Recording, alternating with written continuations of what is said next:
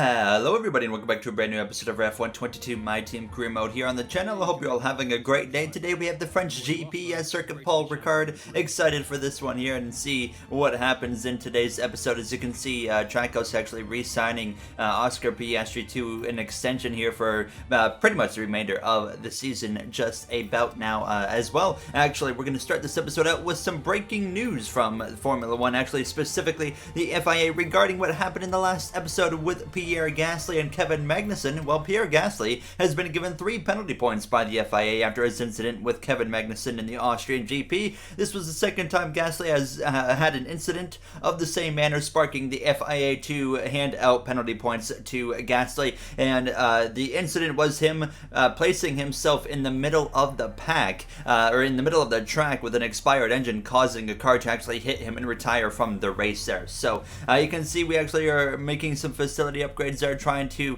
really focus on build times with the upgrades that we're purchasing here with our little bit of money that we have now as we were approaching this French GP weekend. But we had a bunch of upgrades you saw right there successfully complete, so this brought us back right to where Williams was, brings us a little bit closer to Aston Martin as well as say AlphaTauri, McLaren, but we still have some work to do to get to those teams here now, coming off of 2 GPs where Charles Leclerc has been no longer the dominant driver here now. So we'll wait and see what he is able to do. Can he get back on top here in the French GP here at Circuit Paul Ricard? But we'll have to wait and see what kind of pace there the Monegasque driver has there, as you see Sebastian Vettel getting ready to put some laps there in his car for practice now, as we were ready to take this Trackhouse racing machine onto the circuit. The Austrian GP was the last episode, and it was probably the craziest race in F1 history, to say the absolute least. We've had some crazy races lately, and we've had some ups and downs with a crash out in Canada, unfortunately, with the retirement there, as well as a decent result in Austria in the last episode, and Silverstone went the way it did, and now here we go into Circuit de Paul Ricard, and hopefully we can have a solid effort here today in France. So we were decent in practice here. The car wasn't great. I was definitely struggling a little bit here now. It was actually supposed to rain in the race again, so it rained a little bit there in Austria, and I was a little bit concerned when I saw the weather for this race, because in Austria, once the track got wet, I really lost pace. I was probably the slowest car on the track when it was raining in Austria, so I was pretty concerned for about probably the first quarter to first half of this GP was what it was looking like it was going to be raining for. Now, we're actually going to be taking a 30-place grid penalty here in France, so there's basically no point to put a competitive lap down in qualifying, because no matter what, we are starting at the back of the grid, and you're going to see the 30 place grid penalty come up on your screen in just a second. And that was because I changed out several components on the engine because they were pretty worn, so, and we were taking grid penalties already for these component changes. So unfortunately, we have to start at the back of the grid no matter what kind of lap we put down.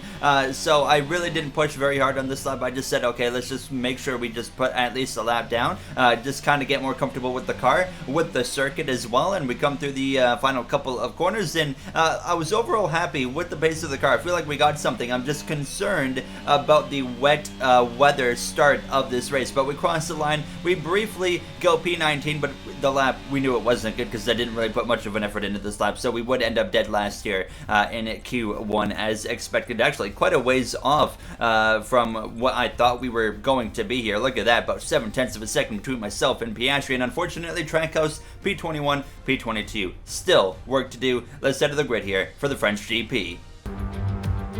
Welcome along then to France, one of the great racing meccas, host of the world-famous Tour de France, and widely thought of as giving birth to the art of motor racing in the late 1800s. How far we've come since then as this year's race gets underway. It's time, of course, for the French Grand Prix. We have 15 corners here at the Circuit Paul Ricard, 6 to the left and 9 to the right, but the rain is coming down and making for a slippery racing surface. Luckily, there is plenty of runoff area available, and hopefully we'll be able to avoid bringing out a safety car during today's Grand Prix. Let's run you through the driver grid order for today's exciting race. An immense lap from Carlos Sainz yesterday puts him in pole position, with Charles Leclerc alongside. Looking down the rest of the grid, we have Hamilton, Russell, Sergio Perez and Fernando Alonso, Bottas, Magnussen, Mick Schumacher and Daniel Ricciardo. Verstappen, they'll be starting further back after an earlier grid penalty. Tsunoda, Guan Yu Zhou and Albon. Vettel, Gasly, Lando Norris, they've taken a grid penalty, and Lance Stroll. Latifi, Oscar Piastri, Ocon and Golden Boy. And with lights out just moments away, it's time to go down to the track. And a warm welcome to Natalie Pinkham, who's beside me in the commentary box today. Let's discuss Red Bull. What do you make of their performance so far this season? Well, the atmosphere within the team seems very positive at the moment. Everyone seems like they're in great spirits and having a lot of fun doing what they do. And that has definitely contributed to the performances we've seen.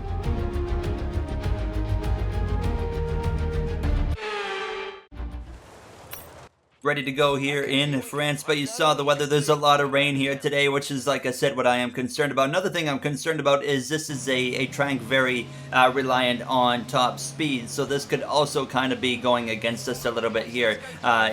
You've noticed that the top speed has definitely been an issue with this Trackhouse car so far this season. I also heard there's a potential bug with straight line speed with AI are significantly faster. Now, I have noticed the AI are definitely faster in a straight line, but not to where it's like making a big deal out of it. So I don't know what other people are experiencing, but it hasn't actually been that bad for myself. But nonetheless, ready to go. Lights out here from the French GP. It's lights out, and Carlos Sainz will lead the way down into turn one. Charles Leclerc, Lewis Hamilton, George Russell all up there in the top five. But it's a great start for Leclerc, who's going to be wheel to wheel into turn one with the Spaniard of Sainz, who's coming off of his first win recently there in the Silverstone GP. But Leclerc to the lead of the race already in turn two, making a statement. He had a rough Silverstone race with a DNF from a mechanical failure. He had a rough Austrian GP with mistakes caused by himself, and here he is now making a statement that he is going to go and try and win this World Drivers' Championship still and take the lead of this GP now. As you can see, Max Verstappen as well as Sergio Perez actually quite a ways down the order in the Red Bulls because specifically some grid penalties, and Verstappen is way down the order because of a grid penalty here, so he's got some mega work to do here today in this French GP. Now, as you see everybody settling in here down this long straightaway here, very long straightaway in France. Now, as you can see, some scrapping it out here towards the back of the grid. You can see myself there just in the background, kind of letting everything play out there. Lando Norris there up the inside of Ocon in the Alpine. You got the Williams of Latifi trying to make a move and get past Lando Norris, and then you got our teammate of Piastri who's side by side with the Canadian of Lance Stroll. Now, as I was still just kind of lurking in the background, just waiting for things to play out, because in these wet conditions, didn't quite know how this was going to go. I didn't know if we were going to get chaotic here like we have in just about every other episode, every other race so far this season here. So you're gonna see though Latifi still scrapping it out with Norris, who's probably not the most thrilled driver on the grid to be battling down here at the back of the grid with Nicholas Latifi, but he's gonna make it not easy for the Williams driver here, trying to go by the inside, and yes he does. Norris up through into the position now with Charles Leclerc though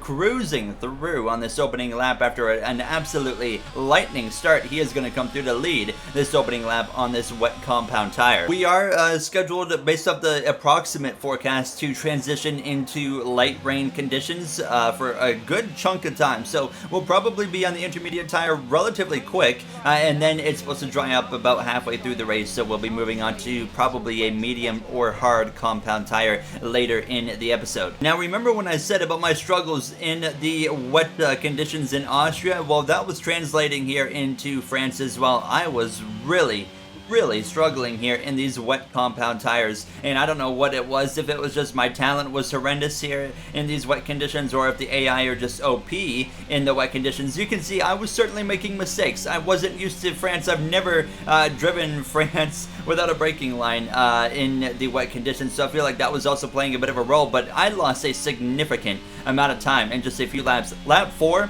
I'm 5 seconds now behind Lance Stroll. I was way off. I could barely see the spray from their cars going down into the braking zone here. Now on the same lap, Sergio Perez actually, he's going to go for a spin right there behind the Alpine of Fernando Alonso, and just a self-inflicted incident right here. You're going to see once again just too much power, and around Perez goes, and he would lose a bunch of track position, and then we come through to the end of now lap 5, and actually I'm coming in for the intermediate compound tire, as well as you can see Max Verstappen Verstappen is in, Vettel is in for the intermediates as well. So we come in and just hope for the best here. At this point, I'm already looking to try and come up with some maybe creative ways to gain some time on the drivers ahead of us, because we've lost so much time on just these opening moments here in this French GP. But it was actually a lightning quick pit stop here. I think it was 2.4 seconds, if I am not mistaken here. It was, yes, 2.4 seconds. So a very good stop right there from that Trackhouse pit crew as we would return back to the racing surface, but not really going in our favor here today in the French GP. And I was really disappointed now that it was raining, because I just couldn't figure it out. I don't know what was going on, but now everybody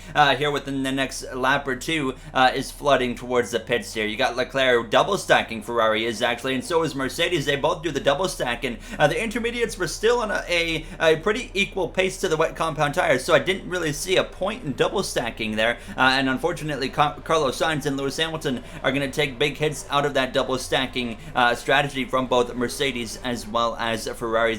Like I said, everybody now flooding into the pit lane here. You see myself asking about Piastri right there, what's going on with him. He was actually having some issue. He had made some contact with somebody, I don't know who it was, but he did make some contact and actually picked up some wing damage here, so he was about to come into the pit lane, but along with that, he was actually going to have to replace that front wing, so that was finally going to be a position for us. Unfortunately, it's because of our teammate's misfortune there with Oscar Piastri there in the pits, so we are going to move through into now 21st place, and we had about a 7-second gap over Piastri here. So how long was that going to last? Because although the track is getting drier, I am still struggling quite heavily here with these wet conditions. Now, I wasn't struggling as much, I will say that, but you can see now Max Verstappen actually making a pass here around the outside of Fernando Alonso into the braking zone, and up into 5th place goes Verstappen after taking that grid penalty. So decent rebound there for the driver, up in 2nd in the World Drivers' Championship standings, in coming off of his Austrian GP win now as we come through to lap 12, and you can see now the gap was less than 5 seconds between myself and Piastri. So like I said,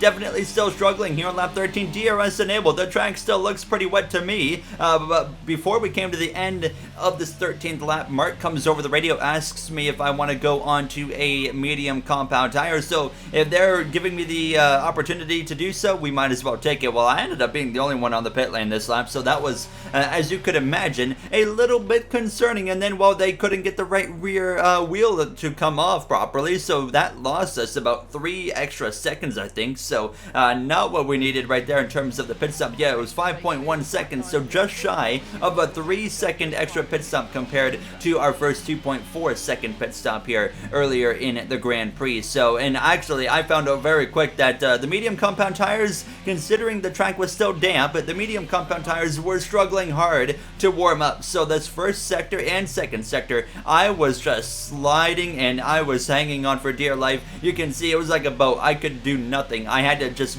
barely tap the throttle and just kind of let this thing roll through here. I was really able to get to finally put the power down here, but you can see myself swerving all over the place trying to warm these tires up, because the car was horrendous at this point now as we come through to the conclusion of lap 14. And you can see now everybody flooding into the pit lane for their medium compound tires, and Mercedes as well doing a double stack again, and so did Ferrari. A bit surprising to see that once again. Unfortunately, I lost so much time with the pit error from the team and the horrendous medium tires getting up to temperature that I ended up being 4 seconds behind Oscar Piastri because of this. Now, what was nice for my confidence is once the track dried up, I said the fastest lap, that's going to be gone in about a minute time, but I was actually closing in now on Oscar Piastri, so finally I've got pace in this car, but do we have enough time to be able to make up for all the time that we lost in the wet conditions with the pit error and the tires warming up, etc. But a little bit of a late race update here. Leclerc continues to lead over George Russell, who's in 2nd, Carlos Sainz in 3rd place, Lewis Hamilton having a strong run as well in 4th place. Verstappen still 5th. It's going to be difficult for him to get much further, but he could potentially get Lewis Hamilton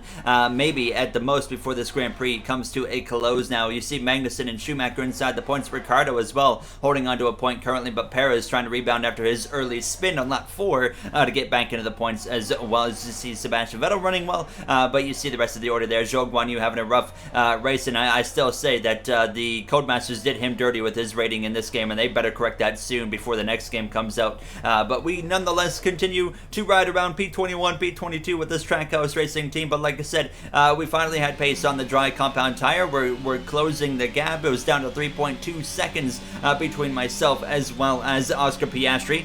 Stand by, we see a problem our end and we're looking into it. Oh boy, we've heard that a couple times this season, and things have gone wrong for Piastri mechanically where he's retired out of races. We've had moments that have turned into little hiccups where we lose power for a lap or so. We've lost ERS or our DRS is broken, but we haven't had a mechanical failure actually happen to us yet so far this season, so we're hopeful that doesn't actually happen here. Now, so far so good here, as I was expecting something to come up by now. Well, actually there it is. We're going to be out of the French GP, the first mechanical failure of the season for myself. Fourth, I think, for Trackhouse, our second DNF due to the crash in Canada, and now our second, like I said, DNF of the season, but the first one because of a mechanical issue. Very, very unfortunate for things to happen like that here in France. It was just not a weekend to remember for us, and I think this is the track I had my first mechanical failure in F1 2021, so it's a little bit coincidental, if I remember correctly, that is, but very, very unfortunate here to be out of this race early and almost end our suffering that we were kind of having. But let's head to the podium celebrations. We've witnessed some great battles around Paul Ricard today, and they've taken a fantastic win.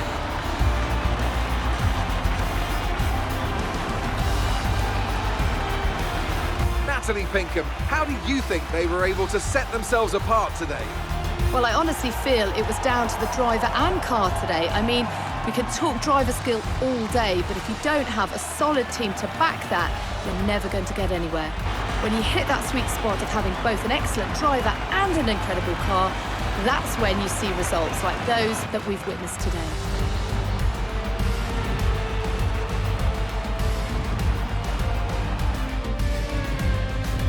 Here come our winners now, a thrilling race.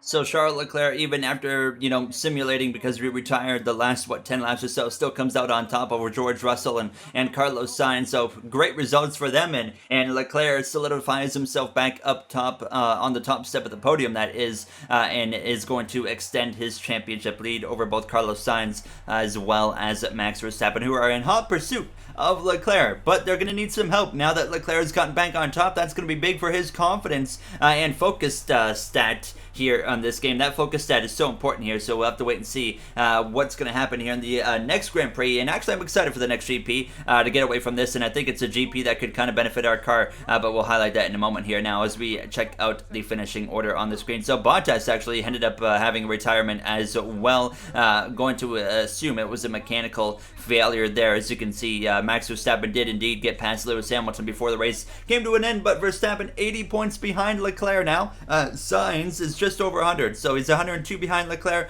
and you can see all of us there down the order as we check out the constructor standings. Every team this season has gotten a point, which is actually really cool to see. Aston Martin with 8, but Trackhouse and Williams there with 1 single point apiece. So both teams got some work to do, and immediately we go to do some work here with the R&D, try to get some upgrades going, but we don't have a whole lot of resource points to work with. But going into the next episode, we have the Hungarian GP, and I think that GP, knock on wood, I think it's an opportunity for this team because it's not a straight line speed circuit whatsoever. So we're not going to be dealing with some maybe OPAI in a straight line, but as well, like I said, there's really one straightaway, and it's not long enough to really make a huge difference with the top end speed of your car. It's difficult to pass in Hungary, so that's going to throw a bit of a curveball, but I think it's an opportunity for our team to get one of the better races of the season for us. So we'll have to wait and see what happens in Budapest. If you guys enjoyed, you know what to do. That's going to wrap it up for myself here from the French GP, which just unfortunately didn't go our way, our second retirement of the season. But that is going to do it for me. Like I said, thank you all for taking the time out of your day for watching. I will see you guys in the next one for the Hungarian Grand Prix. Thank you for watching one more time. Have a great day, everybody.